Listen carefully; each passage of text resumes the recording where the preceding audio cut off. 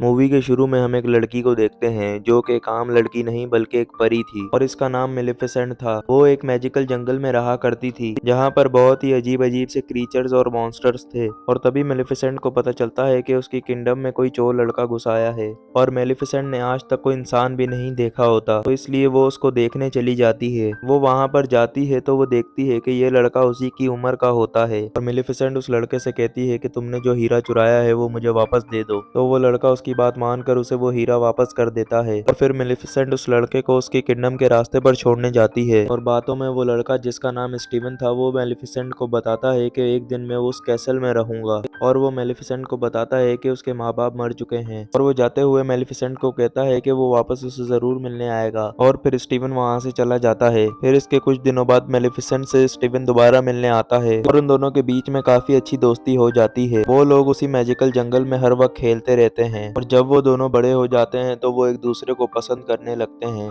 इसके कुछ टाइम बाद हम देखते हैं कि मेलिफिसेंट से मिले हुए स्टेफन को काफी साल हो गए थे और मेलिफिसेंट हर दिन स्टेफन का इंतजार करती रहती थी और मेलिफिसेंट इस पूरे जंगल की क्वीन बन चुकी थी। इसका मतलब ये पूरा मैजिकल जंगल उसके कंट्रोल में था। और फिर हम देखते हैं कि दूसरे किंगडम के किंग ने इस जंगल पर कब्जा करने की ठान ली थी और मेलिफिसेंट उसे इस जंगल की तरफ आता हुआ देख लेती है। मेलिफिसेंट उन लोगों के जंगल में एंटर करने से पहले ही उन लोगों के सामने चली जाती है और किंग को वार्निंग देती है कि वो अपनी पूरी सेना को लेकर यहाँ से चला जाए, लेकिन किंग नहीं मानता और मेलिफिसेंट पर अटैक करने का बोलता है। और फिर मेलिफिसेंट वहाँ पर बहुत ही बड़े बड़े मॉन्स्टर्स को बुला लेती है और इनके बीच में जंग शुरू हो जाती है जहाँ पर वो मॉन्स्टर्स किंग समेत उसकी पूरी सेना को वहाँ से भगा देते हैं और मेलिफिसेंट ये फाइट जीत जाती है। और फिर वो लालची किंग वहाँ पर सभी लोगों को बुलाता है और उन लोगों से कहता है कि जो भी मेलिफिसेंट को मारेगा वो मेरे बाद किंग बनेगा और मेरी बेटी से भी शादी करेगा। और यहाँ पर स्टीवन भी होता है जो कि राजा की बात सुनकर मेलिफिसेंट को मारने का फैसला करता है क्योंकि अब वो लालची हो चुका था। तो वो उसी रात उस जंगल में चला जाता है और वहाँ जाकर वो मेलिफिसेंट से मिलता है और वो वहाँ जाकर मेलिफिसेंट से कहता है कि राजा तुम पर अटैक करने आ रहा है और वो यहाँ उसकी प्रोटेक्शन के लिए आया है। ये सुनकर मेलिफिसेंट स्टीवन को माफ कर देती है और वो दोनों उसी जंगल में बैठकर बातें करने लगते हैं। और तभी स्टीवन मेलिफिसेंट को पानी में बेहोशी की दवा मिलाकर पिला देता है। इस वजह से मेलिफिसेंट वहाँ पर बेहोश हो जाती है और स्टीवन उसे मारने की कोशिश करता है लेकिन वो मार नहीं पाता, तो वो उसके पर ही काट लेता है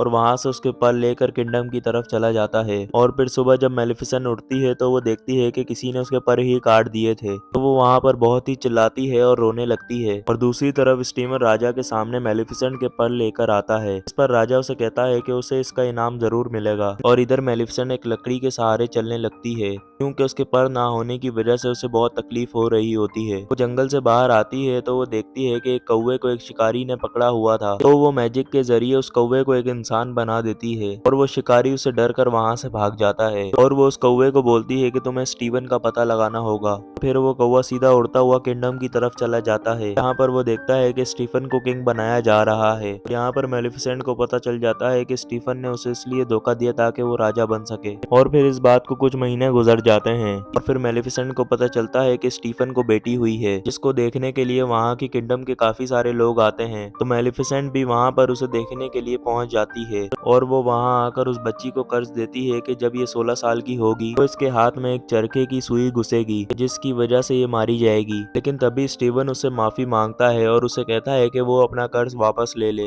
लेकिन मेलिफिसेंट कहती है कि तुम्हारे पास अपनी बेटी को बचाने का सिर्फ एक ही रास्ता होगा कि अगर इसको 16 साल की उम्र तक इसका सच्चा प्यार मिल गया तो ये बच जाएगी। और फिर मेलिफिसेंट ये बोलकर वहां से चली जाती है और फिर स्टीवन अपने गुलामों से कहता है कि वो इस किंगडम के सारे चरखे लेकर उन्हें जला दें। फिर उसके गार्ड्स किंगडम के सारे चरखे लेकर उन्हें एक तहखाने में जाकर जला देते हैं। दूसरी तरफ स्टीवन अपनी बेटी की जिम्मेदारी 3 परियों को दे देता है और वो उन्हें बोलता है कि जब वो 16 साल और 1 महीने की हो जाए तो उसे वापस लेकर आना। और फिर स्टीवन अपने गार्ड्स को हुक्म देता है कि वो जाकर मेलिफिसेंट को मार दें। लेकिन मेलिफिसेंट उस जंगल के चारों तरफ एक बहुत बड़ी नोकीली दीवार बना देती है ताकि कोई इंसान उस तक ना पहुंच पाए। और फिर वो तीनों परियां स्टीफन की बच्ची को लेकर एक जंगल के छोटे से घर में आ जाती हैं। यहाँ पर मेलिफिसेंट भी आ जाती है जो कि उस बच्ची को डराने की कोशिश कोशिश करती है, लेकिन वो बच्ची उसे देखकर हंसने लगती है और फिर रात में स्टीफन के गुलाम मेलिफिसेंट की बनाई दीवार पर आग लगा देते हैं। इससे उन्हें लगता है कि ये पूरी दीवार जलने से खुद ही हट जाएगी, लेकिन तभी वहाँ पर मेलिफिसेंट आ जाती है, जो कि उन लोगों को उसी दीवार की मदद से मारती है और वो सब लोग मेलिफिसेंट से डर कर वहाँ से भाग जाते हैं। और जब वो लोग वापस कैसल आते हैं तो स्टीफन ये सुनकर बहुत ही गुस्सा होता है कि वो लोग ये लड़ाई भी हार गए, लेकिन तभी स्टीफन को याद आता है कि लोहा परियों को मार सकता है,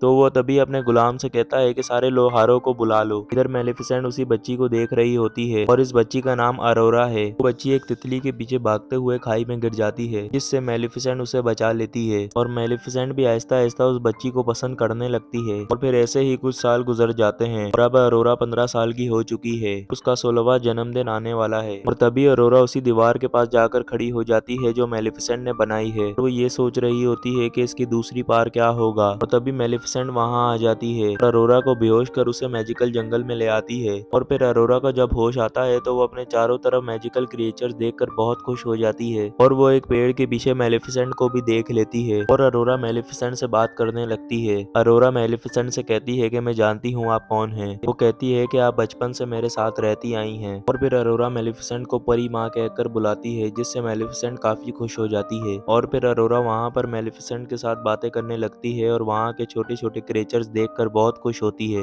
और वो उन क्रिएचर्स के साथ खेलने भी लगती है। और फिर कुछ टाइम बाद जब अरोरा सो रही होती है तो मेलिफिसेंट अपना कर्ज वापस लेने की कोशिश करती है। मेलिफिसेंट अपनी सारी पावर लगा देती है ताकि वो अरोरा के ऊपर से कर्ज हटा दे, लेकिन वो कर्ज नहीं हटता क्योंकि वो कर्ज बहुत पुराना हो चुका था। फिर अगले दिन मेलिफिसेंट से अरोरा उसके पंखों के बारे में पूछती है, जिसके बारे में मेलिफिसेंट उसे कुछ नहीं बताती। और फिर अरोरा मेलिफिसेंट को बोलती है कि कुछ ही दिनों में मैं 16 साल की हो जाऊंगी और मैं फिर आपके साथ ही रहूंगी, जो कि मेलिफिसेंट जानती थी कि पॉसिबल नहीं है। मेलिफिसेंट उसे कहती है कि तुम अब भी यहाँ रह सकती हो और फिर अरोरा अपने घर जाने लगती है, जहाँ रास्ते में उसे एक लड़का मिलता है और इस लड़के का नाम फिलिप होता है और वो लड़का स्टीफन के कैसल का रास्ता पूछता है और यहाँ वो दोनों एक दूसरे को देखकर पसंद करने लगते हैं। और फिर अरोरा उसे किंगडम का रास्ता बता देती है और फिर वो लड़का अरोरा को बाय बोलकर वहाँ से चला जाता है। और यहाँ पर मेलिफिसेंट भी इन्हें दूर से देख रही होती है। वो कौवा मेलिफिसेंट से कहता है शायद यही लड़का अरोरा का सच्चा प्यार हो। यहाँ पर मेलिफिसेंट उससे कहती है कि सच्चे प्यार जैसा कुछ नहीं होता। फिर अरोरा अपने घर आकर उन 3 परियों से कहती है कि मैं मेलिफिसेंट के पास रहना चाहती हूँ। इसे सुनकर वो तीनों परियां शॉक हो जाती हैं और वो अरोरा को सारी सच्चाई बता देती हैं। वो अरोरा को बोलती हैं कि तुम्हारे फादर और कोई नहीं बल्कि किंग स्टीवन है और तुम्हें बचपन में एक बुरी परी ने कर्ज दिया था जिसका नाम मेलिफिसेंट था। ये सुनकर अरोरा सीधा मेलिफिसेंट के पास जाती है, उससे पूछती है कि क्या ये सच है कि आपने ही मुझे कर्ज दिया था। मेलिफिसेंट बोलती है कि ये सच है, जिस पर अरोरा उससे नाराज होकर वहां से चली जाती है और अरोरा सीधा अपने फादर स्टीवन के पास आ जाती है, जिसे देखकर स्टीवन उन परियों पर बहुत गुस्सा होता है